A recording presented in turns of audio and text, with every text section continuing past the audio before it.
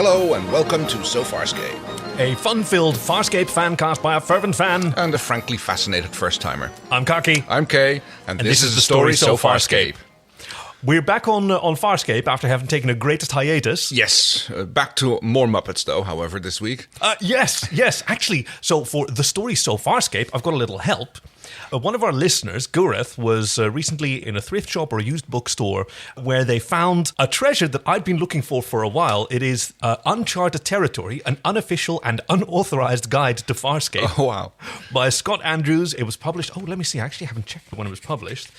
2002. Oh, the series wasn't even finished yet. No. Then. So it's entirely written by a fan based on what they could piece together from the various things available on the budding internet at the time? Yeah, so that's what it kind of reminded me of, like a rewatch blog in book form. It's fantastic. So it goes through every episode. Oh. And for every episode, it has these recurring segments based on like who features. Okay. Like, let me see. Well, there's bloopers and logic leaps for plot holes, but... let me see. The insane military commander, if Crace appears, or a living ship, if it's Moya and a Moya episode.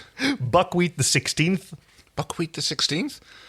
What's that a reference to? Rigel. Oh. That's his little, and I was a teenage Luxon. Buckwheat is one of John's little many pet names. Says who? Says me, Buckwheat. Sparky, Spanky, Fluffy, Buckwheat the 16th.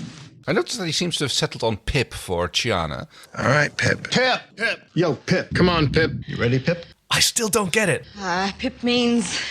I don't know, Pip. It's just there. I've got a cousin which was called Pip by her parents. Is that short for something? I don't know. I always forget which one that one is. And I know a few of their names, but I'm terrible with names, as you know.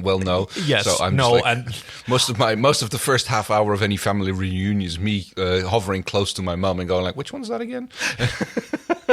That sounds very familiar. In my defense, my family is very large, and there's a lot of them. That's what. Hey, Facebook. Pro tip. Fair point. I don't do Facebook. Yeah, I know, but look at what the service is literally called. And besides, Facebook. Kids don't do Facebook these days. No, that's true. So that doesn't help. No, okay, well, we're going to have to figure out something. But in the meantime, I'm going to use this Uncharted Territory to do our story So Farscape, because I actually haven't read the back yet. So let's see if this is... Bring it on.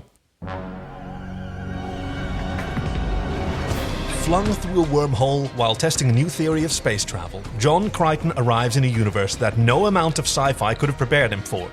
He soon finds himself on a living ship crewed by escaped convicts, on the run from a variety of madmen and desperately trying to remain sane. True. Yeah.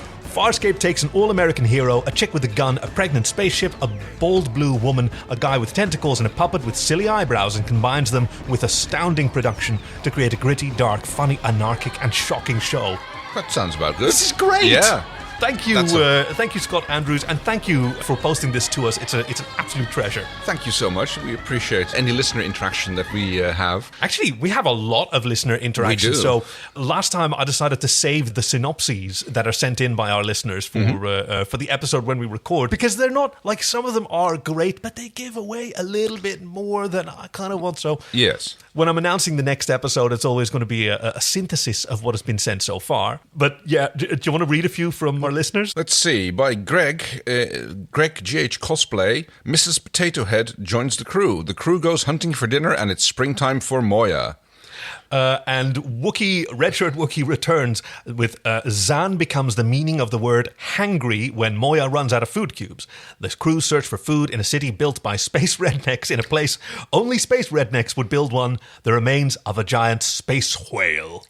Yes, and Matthew B says, when the cracker supply, presumably exhausted, Moya's crew is famished and their toothbrushes look tasty. Chiana seeks the help of her frenemies on a rotting space corpse that's definitely not a moon, and a sweaty Bayou Baldy and a Baskerville hound have some home field advantage.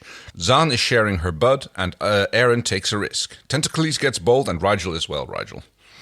And that's by Matthew B. Good job on accenting the second E in tentacles. Yes. Really taking us to task here. Oh, I'm going to save the next one for last. And the next one is Billy Roberts. While hungry, the Moyan crew go to Louisiana for some Cajun cooking. That's really appropriate. It is. While there, John comes face to face with Harry the Hairy Ape. Thank you, Billy. And by the Derp Prime, we have a comfortable pair of trousers and a letter of the alphabet delve into the devilish, delectable, and perilous purview of Farscape. One American astronaut descends into... Oh, wait, that's the... No, sorry. One American astronaut's descent into the Australasian BDSM scene. That's bondage, domination, sadism, and Muppets, of course. Oh, sorry. Yes. And this was, no, I see your confusion there. By the Derp Prime. Because the Derp sent us two. One of them was for the episode itself, which is when special effects get an R rating or TV. And the other one was for us, for our show. I get it, yes. Oh, we're going to have to do some clever editing to make that sound better. Nope, going to leave it just exactly. No, this is, like, you should see the chaos that comes in. And thank you to everyone who submitted a synopsis. And hey, you can find us on Twitter. We're at SoFarscape, and there's a link to our handy-dandy submission form in there. Please do send them. Remember, again, 100% factually accurate, but completely baffling and useless. Please, that's what we're going for. Yes, you've guessed it. We're talking about Season 2, Episode 7, Home on the Remains. I guess it's a play on Home on the Range, which seems to be... Oh, God, yes, of course. I completely missed that. That's a song, isn't it? Home on the Range. Or is that the theme song for the film Home on the Range? Wasn't there an animated film with cows? It's well possible. I'm not sure if that was called Home on the Range. I was immediately thinking of Chicken Run. The song is much older, though, because I remember singing it in grade school back in Indonesia. But oh, whoa. Yeah. Popular song, was it? I don't know. I was in international school, and at one point I had an Australian teacher, so it might entirely well be a oh, that's fantastic. A thing. Yeah. Prepare for starburst. So we have an opening shot of what I first thought was a dead Leviathan, but it turns out to be a Budong. Budong. A Budong. I mean, that sounds like something that lives in the Australian outback. Right. Oh, it's fantastic. It's this massive, like, skeletal, but also still meaty creature. You see lots and lots of little spaceships buzzing around, flying into its, what looks like eye sockets or nostrils. Yes. Got a massive jaw. Apparently Moya could fit in its jaws. See, okay, so there's no official confirmation of this. I couldn't find anything on the internet. I am convinced that we've seen a Budong before. Right. The bones embedded in the asteroid where we met Namtar. Like, that was also huge and skeletal. Yes. There might be more huge space creatures around, not just Budongs and Leviathans. But, yep. I mean, it's kind of funny that they're called Leviathans when in fact there are creatures apparently much bigger than them. To quote Star Wars, there's always a bigger fish. True, true. There are no fish aboard Moya where food's run out. Nor loaves. And everybody is hungry, starving in fact. I'm starving to death. Yeah, they're really pissed at each other. Everybody's a little bit snippy. Yeah. Especially Erin toward Chiana. Wow, she's really hostile. You obviously didn't hear. Chiana's got enemies that she forgot to tell us about.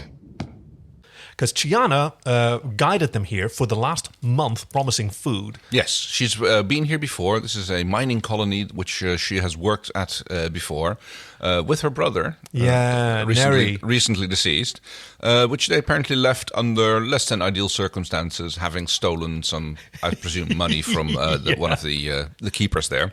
Rigel clocks it immediately. How much did you steal? Yes. Erin is unimpressed with Chiana, but that sort of level of disgust is only increased when she sees what John is doing in the background. What is that appalling smell? Breakfast. Yes, he's up frying up the Dentix. Can't eat Dentix. Never swallow the dentic. Yeah, he's got what's one of those hot plate calls? One of the hibachi grill or there something. There you go.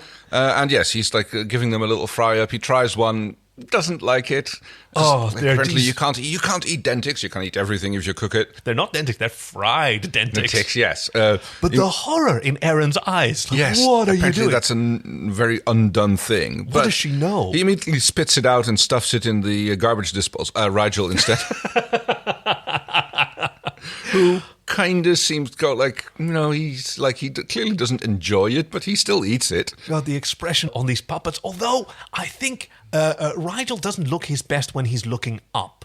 No.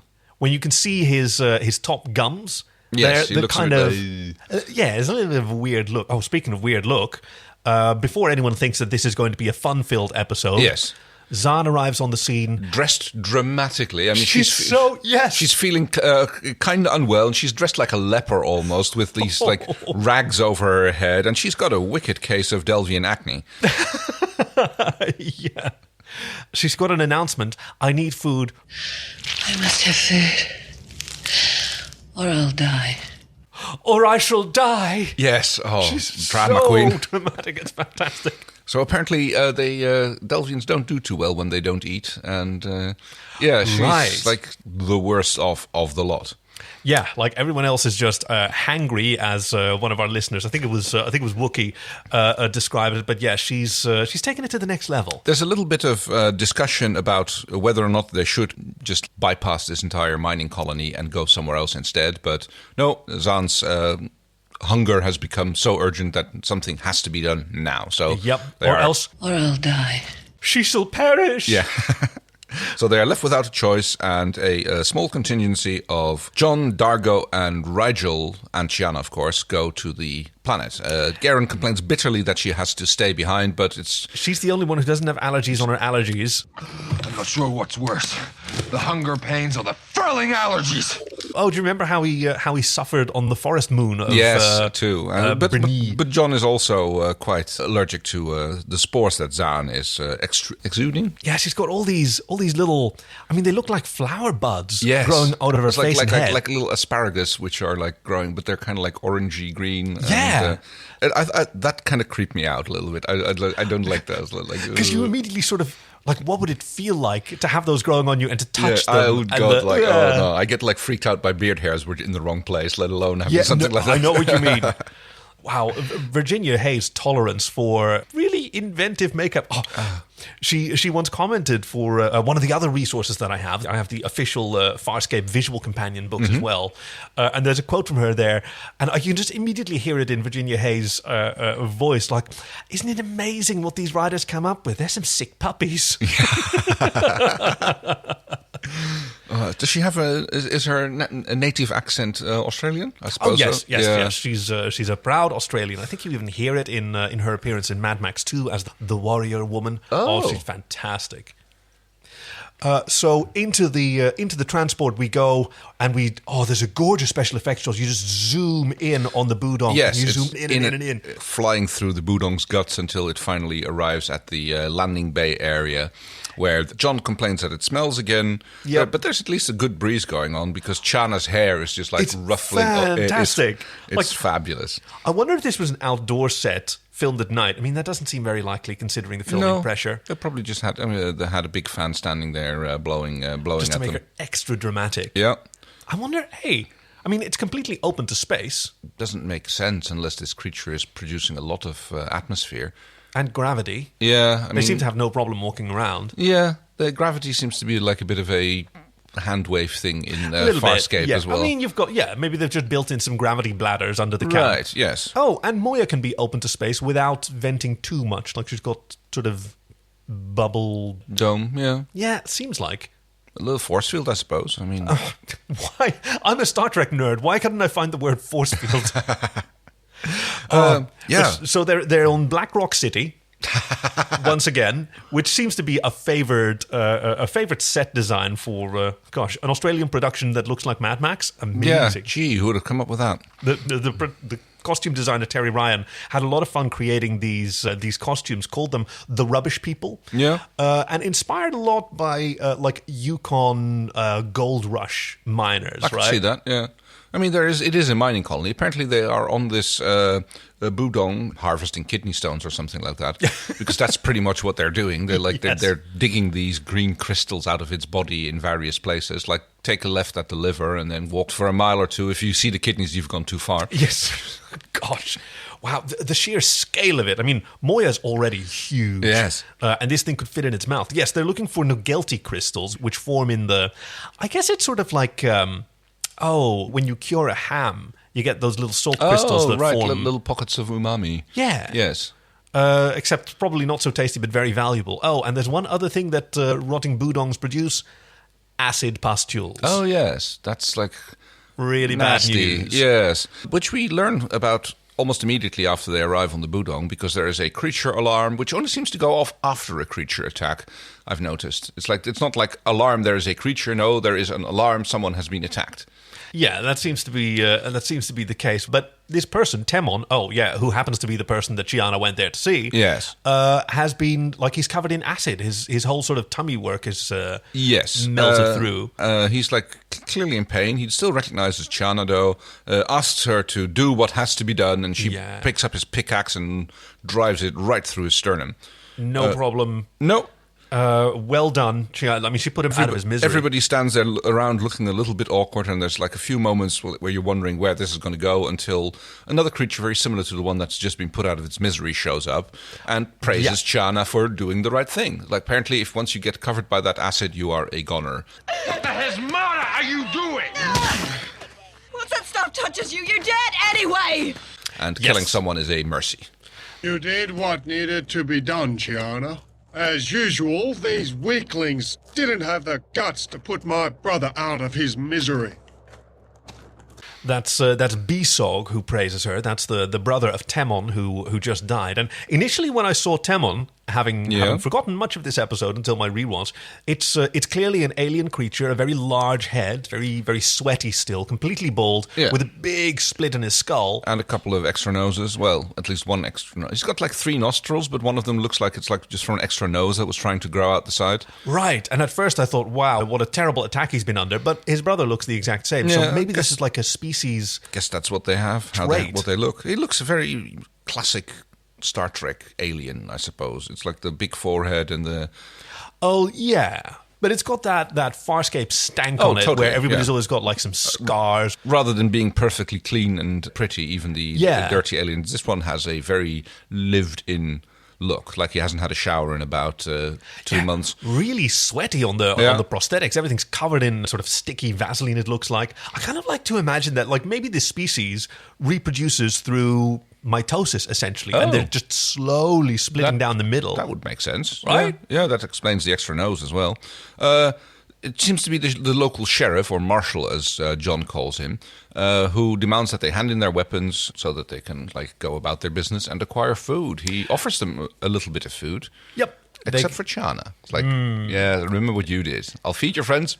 But not you, Chiana. You used up my charity. So, off to a great start. In proper Farscape tradition, they arrive somewhere and they're almost immediately worse off than where they... Right, but Chiana doesn't actually object to this. She is, putting the crew ahead of herself and goes yes, go, eat. I'll be all right. You have to get food to Zaan. You have to eat yourself. And she's being very selfless, I suppose. Yeah. So this is a real through line for Chiana, and it's really cool that so early on in the season she's getting a second episode developing her character after taking the stone, because it's about understanding her sort of character and what loyalty is. Right. Because over the course of this episode, we also meet Altana. Alive and kicking. And she's also she reminded me of Furlough. Yes. Right? She's got the same kind of skull cap. Yeah. Very scarred miner who has very fond memories of Chiana. And she has a heart-to-heart with Dargo, who has romantic interest in Chiana that she detects. Yeah, we've seen that before. Yeah. And she assures him that she's a wild one, but she has a heart of gold. And she will do anything to feed your friend. And that's what we see her doing. Yes. She's completely willing to... put all her other issues and troubles aside in order to get the food to where it's needed. But as is Rigel, but mostly for himself. Right, Rigel's just plain old hungry.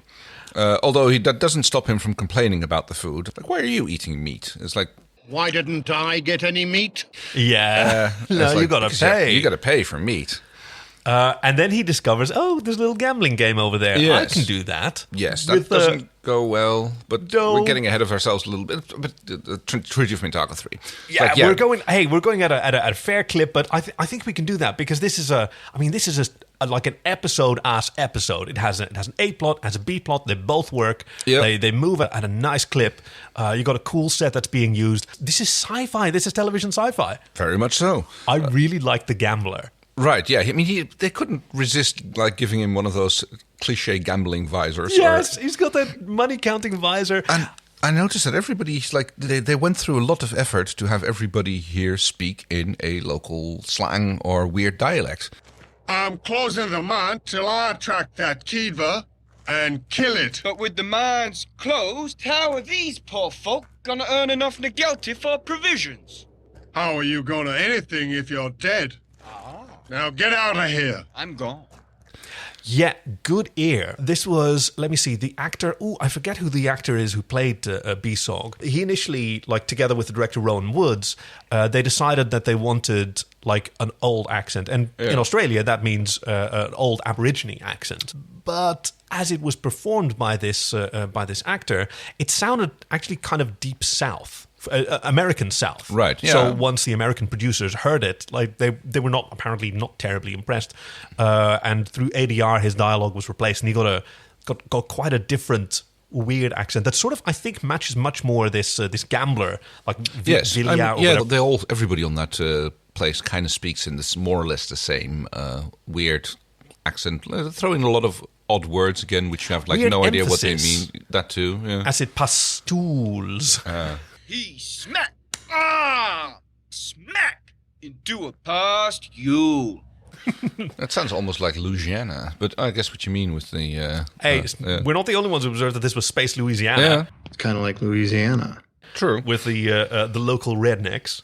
Meanwhile, on Moya, Aaron is trying to take care of Zahn, who seems to have gone like almost catatonic.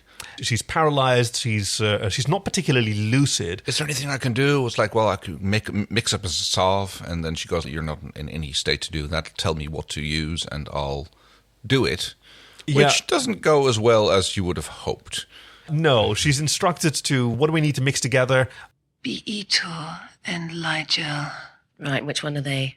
I have no idea what those are. Yeah, the two marked vials. Yes, That's convenient. Like not all vials are marked. I mean, that would be weird. I mean, she does a lot by sniffing at them, but still, it seems like a dangerous way to go about your chemistry set. Puff of smoke. It is not very easy to do, but Supposed to do that? Zahn's no help at all. God, we get a lot of really cool shots of this set that was built Yes. for the mining camp. I guess they wanted to get their money's worth out of it. I mean, like it looks like $1 million. Which I think is about the episode budget. So I heard. Which still wondering why they're putting camo netting up in the middle of there. But Right. it's like, guess they So still had from it. a like production perspective, like, okay, so you want to build a set that looks like it's an enclosed space, right? But you've got to be able to move cameras through walls conveniently to get from set A to B, because Yeah. that just saves you 20 minutes of setup time. I suppose, yeah. Or being able to shoot from the other direction, or hang a light where there's normally a wall. So everything's got to be mobile. So like netting is actually really convenient. Like it gives a lot of visual interest, but you can push it aside and move a light through. Yeah, okay, that makes sense. So with the crew having now a supply of lichen and fungus, John zips up to feed it to Zahn. Erin is, I mean, she takes it in stride. Definitely takes the edge off. Yeah. She's a soldier. Yeah. It's Chow's chow. Rations is rations. Yeah, right. Have probably had worse. But Zahn proclaims that it is now too late. Can't. Gone too far. Need meat. This cannot still my hunger. I'm too far gone.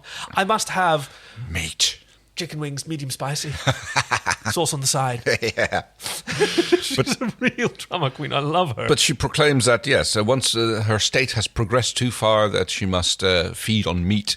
And plants gone carnivorous. Yeah, this is the sort of evolutionary response, she explains, while she grabs John in some kind of painful-looking hand lock that I'm not entirely sure how it works. Makes moves like she's going to nibble his fingers off or something along those lines. But yes, apparently when they've gotten through this state, they have to feed on meat and have animal protein. Otherwise, they're not going to be able to recover.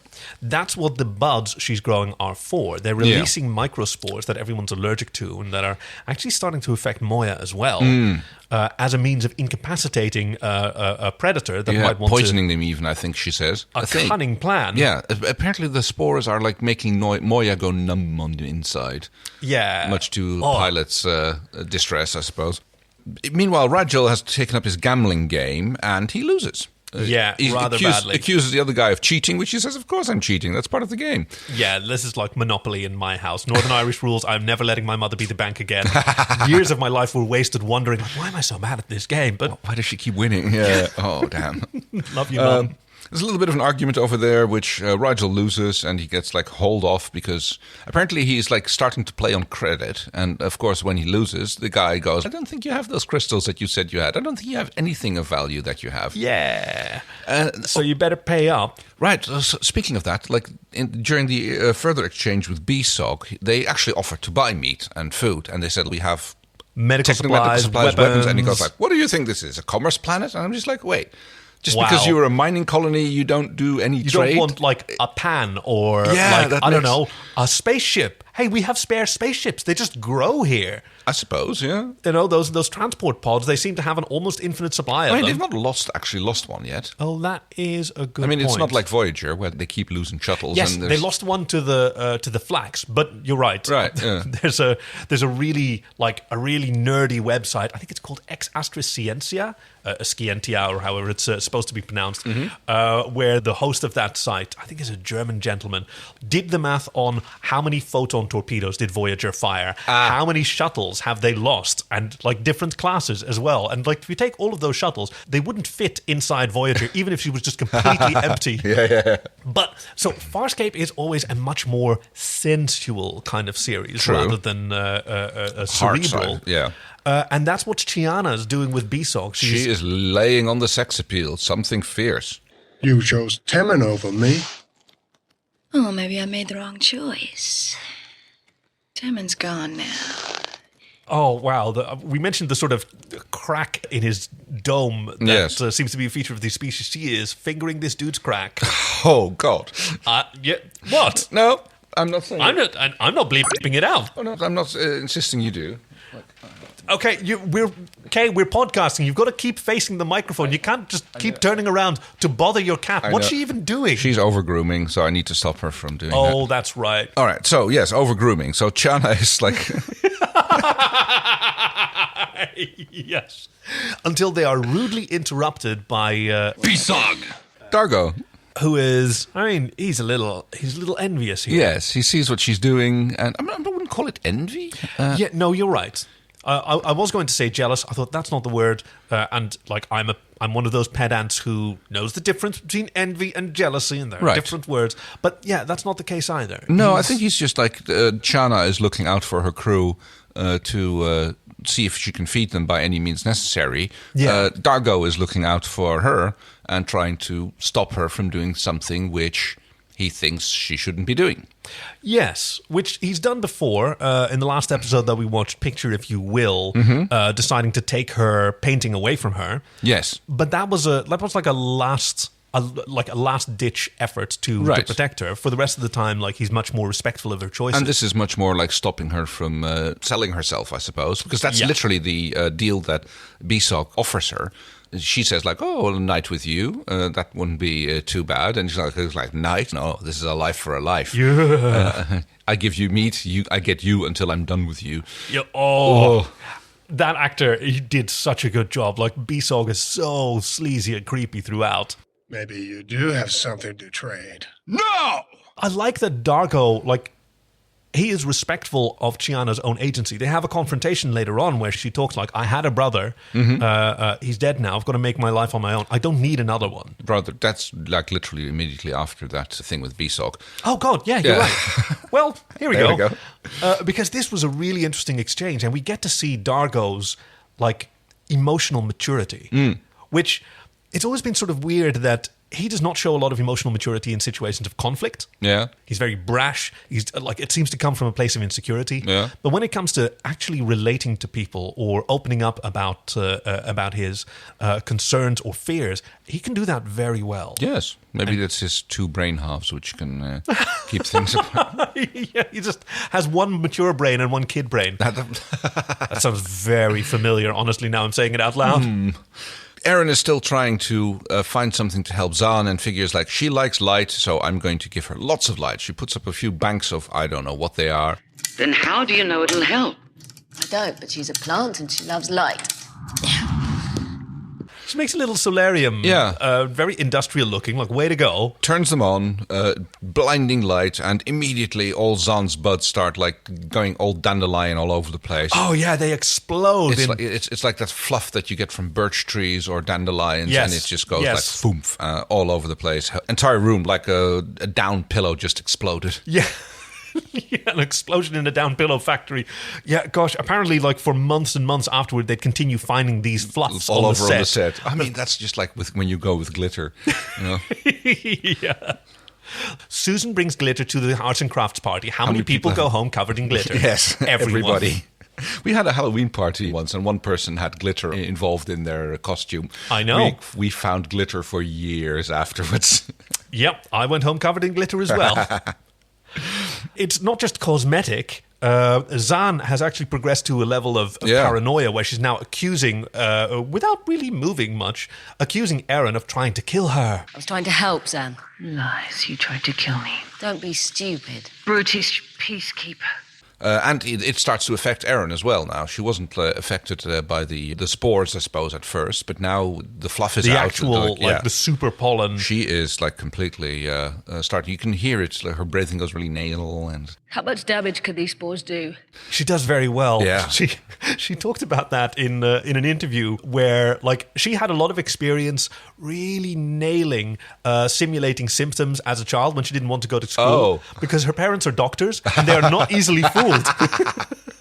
So she needed to be. She needed to become an actress quite early on in life. Nice. John has a discussion with Chana, and Chana tells him that her friend is willing to share the wealth. And that because she's found the mother lode of all crystals or something. Yeah, so that's the friend Altana, the sort of four-low-looking woman. But Besog has ordered the mine closed because of the animal attack. Yes. And at this point, I'm starting to go like, is he using that to control the population? And I started getting my suspicions. Very good. Quite Very early on in good. this. Not quite the way that they manifested, although they got confirmed fairly shortly afterwards. Because John goes looking for Rigel and finds him where he's been put to work by the gambling man. And apparently Rigel has already found himself a crystal, and he's like using his little betting stick that he was using at the gaming table to slowly chisel it out of the wall. Ding, ding, ding, ding, ding, ding, ding, ding. It's so... It was a little very much like Yoda hitting Luke with his Geimer stick. Wait, with a what? I think it's called a Geimer stick. Oh, that's cute. His little stick has a name. Well, of course, it's Star Wars. Their fucking chess pieces have their own comic series. John grabs him by the earbrow, says, "This is your ear, right?" Yeah. And like whispers into it and yells like, "Let go!" Urges him to go, leave. And let's go! Starts walking off himself, but then he gets his first encounter with, I don't know, it's a bugbear or whatever. It looks like a cross between a bear and a gorilla. It's great, right? Yeah. It's called a Kidva. Dave Elsey talked about, gosh, I'm full of trivia today. Yeah. That his inspiration came from The Murders on the Rue Morgue by Edgar Allan Poe. It's a horror book where it turns out there's a dude with a great ape that he's trained to kill for him. Well, that sounds very familiar. Yeah, right. And it's got this really simian kind of look to it. It's a dude in a suit. Yeah, that's obvious, but with an extended head and like it's proper creepy, like hidden in shadows. We don't get to see it at first, despite the fact that John has this huge big torch. For future technology, their torches are absolutely huge. Yeah, I mean, the big battery pack is useful. You can always clobber someone over the head with it. Right, but it seems so... Oh, I don't know. I mean, science fiction has a proud tradition of unwieldy lights. Like in Star Trek The Next Generation, you have the hand beacons, which you hold in your cupped palm, and it's still... But later on, they have the like shoulder-mounted that lights. took decades to get to. Like Star Trek Discovery, shoulder-mounted lights. Or helmet lights, so you can look... You can see Fair where point. you look. Okay, well... John goes running away from the beast, runs back up to Rigel, who tries to hover sled his way up into safety. Bravely flies away, away, brave Sir Rigel. Very good. Sorry, Crichton. Whoa! No, you don't. You're not ditching me. Get off! John jumps up, leaps on, hangs on. It's fantastic. He's sort of scrabbling on with his arms and legs. Give it more juice, and Rigel goes, it doesn't have any, and they're just like hovering there while the slavering beast is jumping up trying to get hold of John's juicy backside. Yes. Rigel threatens to bite his fingers off. Crichton's fingers weren't anywhere near his mouth until he threatened to bite his fingers off. And then, like, suddenly Crichton shoved his... I don't get it. Crichton bites his ear in retaliation. I guess, like, if I'm falling down, you're going with me, or at least your ear is. What was that for? I ate your lunch. The Dentics tasted better. You tasted worse. But we hear a strange whistling sound, and the monster slinks away. Yeah. The mystery deepens. We're back on Moya. We see a shot of Zan. She's exhaling clouds of the fluff stuff. Yeah, it's really kind of cool. I mean, she's got her mouth open. Oh, her eyes are red at this point. Yes, and I noticed that. Her, like, massive, like, almost glowing red eyes. Bad sign for a Delvian. Yes. Why are your eyes red? It's tissue bile migrating to my brain. It sort of reminded me of that gag where, Exodus from Genesis, do you remember? With the monarch. Right. And made all these duplicates that started covering stuff in this blue goop. Yeah. And you had, like, fake Zan opening her mouth. And then there was clearly, like, a squirt gun next to her. That yes, well, it's not pea soup. much better done here. But yeah, Erin's, like, she came up with the plan to isolate herself and Zan in a transport pod so that Moya's atmosphere could be vented. But Zan has disappeared. And since Moya's situation is progressing worse, like, she could be permanently blinded by these spores. Yes, as Pilot tells Erin. And between the two of them, they make the tough decision to actually vent Moya. Yep. I mean, I was actually quite happy with the fact that for the first time when they have an environmental problem, they go like, oh, why don't we just go to one of the transports? Yes. Yes. Exodus from Genesis. Also, you could have just, like, they're probably still cool. Exactly. It's not a problem. But yeah, finally they're starting to realize that they can actually do this. Spaceships, guys. Well done. Close these things off. This doesn't have to be a problem. But yes, together they come to the difficult decision to... vent Moya anyway, because they are literally out of options. Yep. Like, Moya can't stand the fluff anymore. It might blind her senses permanently. And Erin goes off to control command. Where she can be isolated. And Pilot vents Moya's atmosphere. Which will take an hour to repressurize. Right. Gosh. Yeah. I mean, it kind of makes sense. Out is easy. In, you have to, like, unless you have that much volume stored away, Moya probably has to reprocess all the air and slowly fill it back on in. Gosh, the lighting I've noticed on Moya, certainly, but also on the set, is fantastic. We've got production designer Tim Ferrier, who's taken over for season 2. Mm-hmm. And, like, I noticed in season 2, Moya sort of looks very church-like. There's all these earth tones and all these shapes casting shadows. There's lots of shafts of light. They've always done that, yeah. Okay, normally you don't have as much atmospheric haze as you have here. But no, they're really hamming that up because of all the fluff in the air. Exactly. It looks fantastic. But we find out where the Kidva was summoned was summoned to when it left John, because there are some other targets that it was actually sent to find.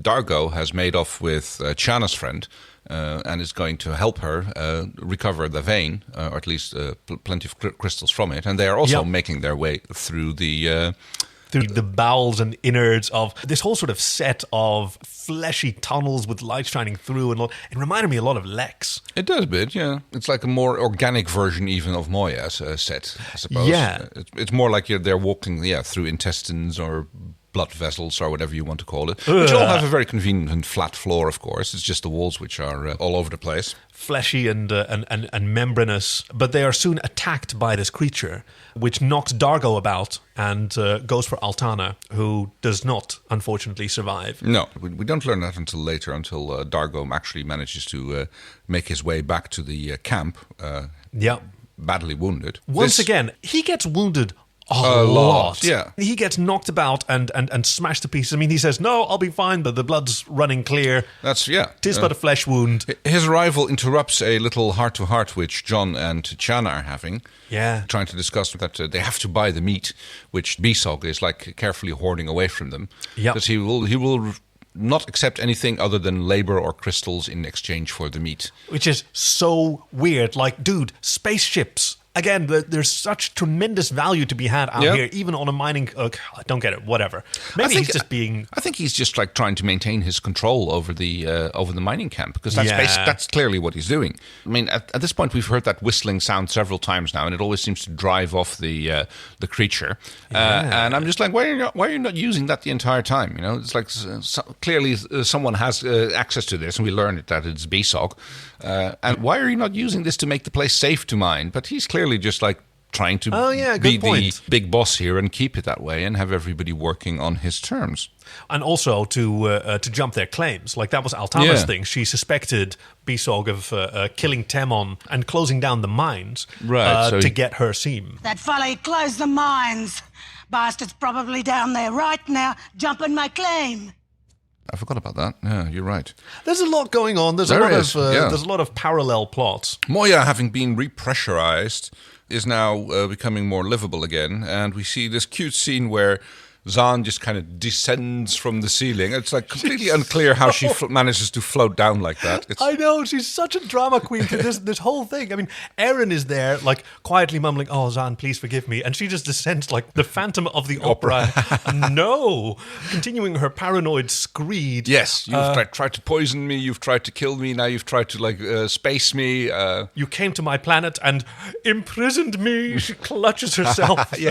And there goes, no, hold on. That wasn't me. That was, hey, you're being delirious here at this point. She gets a good smacking from Zaan. It takes a little time to try and convince her that she is still the good guy, that she's been working towards helping her. Everything she's done is to try and help her, and like encourages her to, like, you are a priest, a 10th level priest of the whatever the thing it was. A 10th level POW. You're a Dolvian 10th level POW. You trained your mind to control your thoughts. Do it now. She doesn't say POW. Maybe she just misread it. And yes, you have trained your mind to control it, or something along those words along those lines. And through the haze of her fragmented confusion, Zaan tries. Right, but in the end, her more martial instincts seem to get... she asks for help. Help me. Yeah. She asks Erin for help, and Erin goes, "All right. No problem." And headbutts her. Which knocks her out. More fluff all over the place. And drags her into the transport pod as planned. A lot of headbutting in this episode. Yeah, there is, isn't it? John gave Rigel a Belfast kiss. Do we count Belfast kisses as kisses for the kiss count? Well, Oh, as long as it's not a Glaswegian smile, then... Oh, maybe that's what BSOG and Tebon have going on. It's not vertical, though. Well... It's out in the uncharted territories. John is, meanwhile, making his way through the corridors again. Yes, he's stealing after BSOG to try and find his stash of meat. Yes, which they still need, because as far as they're aware, Zaan still does need it.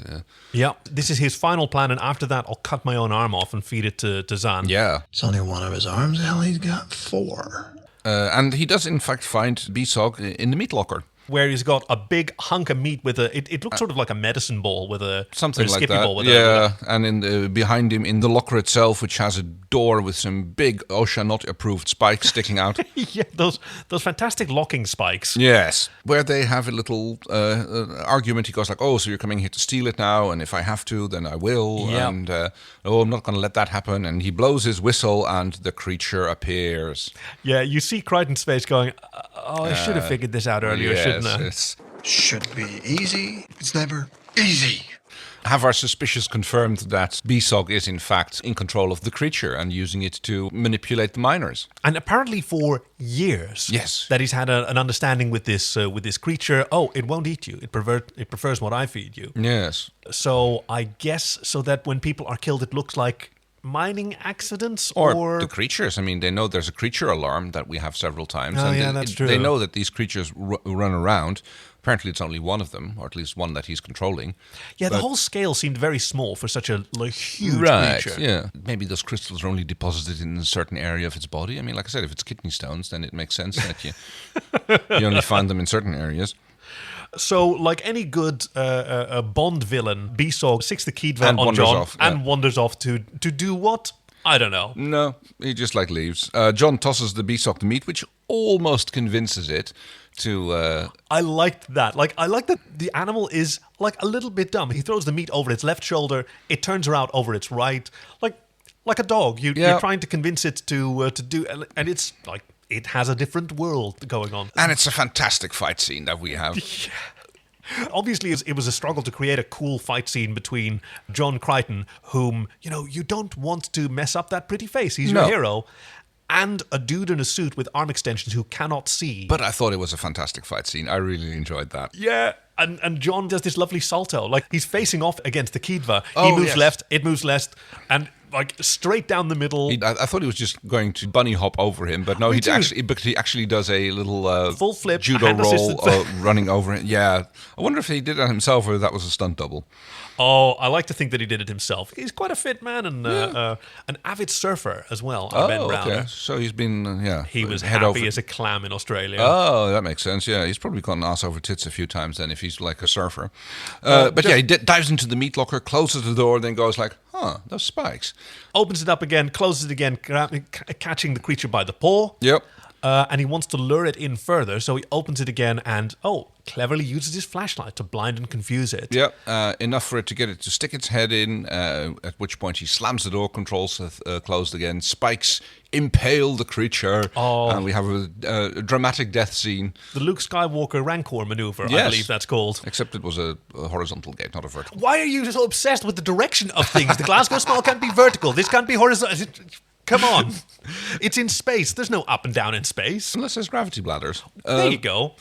Oh, Chiana has confronted Besog in the bowels of the Budong. She has grabbed her gun. Yeah. Not exactly sure how that came to, like... they had guns.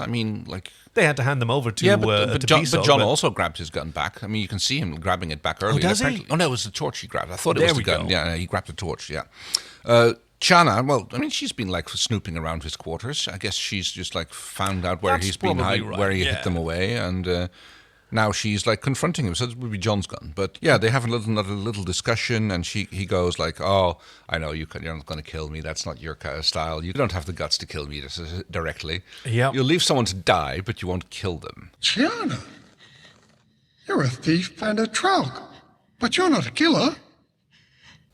But she has a lot that she's processing. I mean, she says, I'm evolving as an individual. She now knows that he's used the Kidva to kill Altana, to kill Temon, lots of people that she cared about.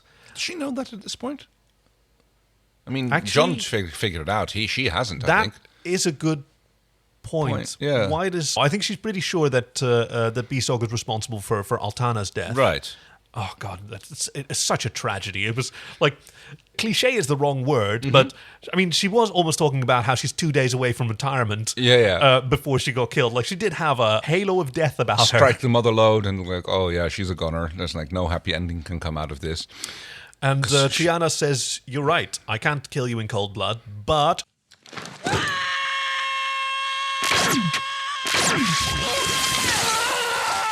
she can scream and scream and scream and shoot one of the acid pustules, which is so much worse. Which goes gooping all over him. There's like a body melting away scene where Besog has to do a lot of screaming and dying.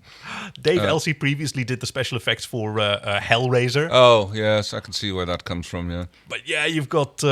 it's so fantastic. He must have like made a water-soluble sort of glove of bloody flesh around someone's hand, and then that melts off. It's... Chana, like...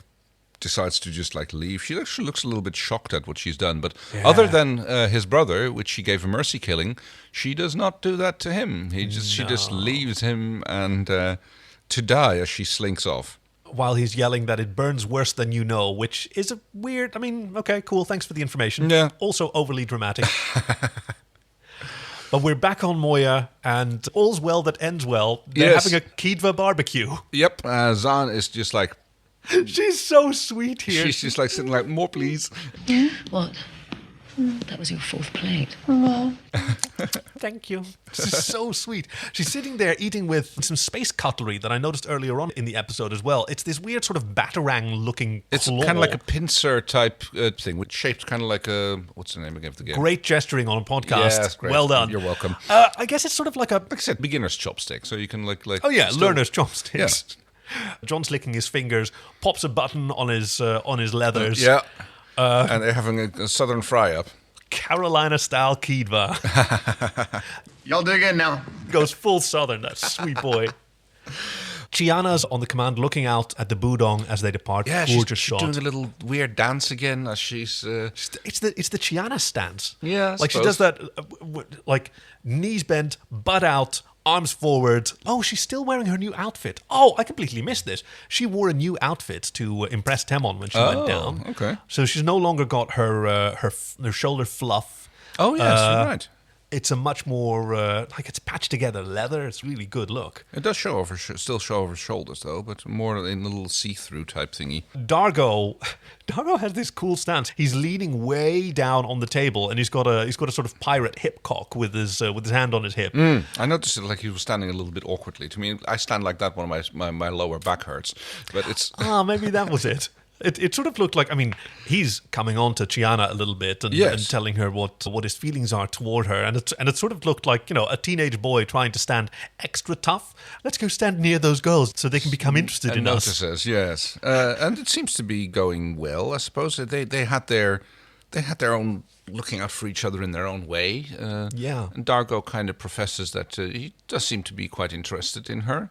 Yeah, it's really interesting how this scene develops because, okay, once again, people on Moya talk about that they understand loss. I understand loss. Loss. I understand that. Mm-hmm. Right, and that's, I think, true for all of them. And Chiana tries to downplay it. Oh, it's no big deal. Dargo sees through it. You don't have to lie in front of us. And she's honest with him. I only let the walls down when I feel safe. And he says, like, you're safe here. And gives her a kiss. Yes. And leaves her to ponder that. And she goes, whoa. Oh, yes. That's so cute. I really enjoyed this episode. Action, adventure, drama, tension. So much drama from Zahn. Yeah, Zahn was being the drama queen. Yeah, no. I must have Carolina-style Kiedva or I shall perish. Barbecue sauce on the side. All right, so... Yeah. She gives me a Woody. She gives you the willies. Willies and Woodies? Willies and Woodies. Yeah. I think my Woody goes to the John's fight scene with the Beast. Oh, that was a good one. Yeah, I love that. This was like, how he just like did a little bit of cleverness and then just like running around and jumping and dodging and beating up. He got beat around a little bit, and then he finally managed to crush the critter in the door. Yeah, that was so cool. Impaled. Yeah, that was fantastic. Ooh, Woody. Oh, I liked Altana. You better shut it before something you won't like flies in.